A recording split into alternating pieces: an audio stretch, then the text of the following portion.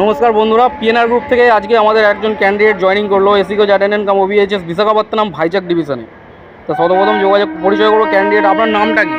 সোমনাথ দাস। সোমনাথ দাস। আচ্ছা, আপনি কোথা থেকে এসেছেন? উত্তর 24 পরগনা গোবরডাঙ্গা। উত্তর 24 পরগনা গোবরডাঙ্গা থেকে, মানে মচলন্দপুর অশোকনগর ওইদিকের জায়গা আছে। আপনি এই কাজে আজকের দুনিয়ায় কী ভরসা বিশ্বাস করে এসেছেন জয়েনিং করতে, একটু বলুন। আমি পিএনআর গ্রুপে প্রায় 6 মাস ধরে আছি। আচ্ছা, ভিডিও দেখে আমার অনেকটা ইচ্ছা হয়েছে, তারপরে আমি এসেছি। 6 মাস ধরে পিএনআর গ্রুপে আছে, অনেক ছেলে জয়েনিং ভিডিও দেখেছেন, সেই ভরসা বিশ্বাস করে এসেছেন। আচ্ছা, আপনাকে কাজের আগে যে অনেক এজেন্সি আছে কাজের আগে 500, 1000 অনেক টাকা চায়, আপনার থেকে কাজের আগে কোনো ফর্ম ফিল আপের নাম করে 500, 1000 টাকা বা কোনো অরিজিনাল ডকুমেন্টস কিছু নেওয়া হয়েছে? আপনি কি এখনও পর্যন্ত দিয়েছেন কোনো অরিজিনাল? আপনাকে কেউ জোর করেছে যাওয়ার জন্য? কেউ করেনি? থেকে অ্যাডভান্স টাকা নিয়ে অরিজিনাল ডকুমেন্ট এগুলো কি ঠিক? না, আগের থেকে টাকা আমি কেন দেবো? কিছু পেলে তো আমি কিছু দেবো, কিছু পেলাম না আমি কী ভরসা টাকা দেবো? এটাই তো বাস্তব রীতি না? নিজের মনে স্বইচ্ছায় সজ্ঞানে দেবে, তোমার থেকেও জোর করে চেয়ে নিচ্ছে। নিজের ইচ্ছা, তোমার আমরা শিখিয়ে দিয়েছি বলে বলছো তুমি?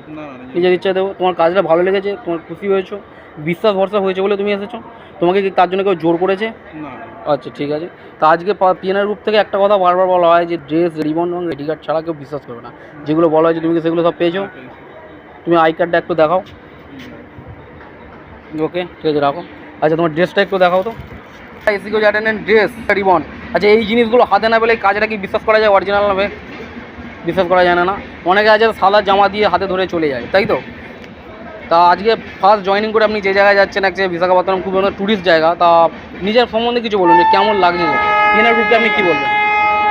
ওই জায়গার নাম শুনতাম, এখন ওখানে ডিউটি করে ভালো লাগবে।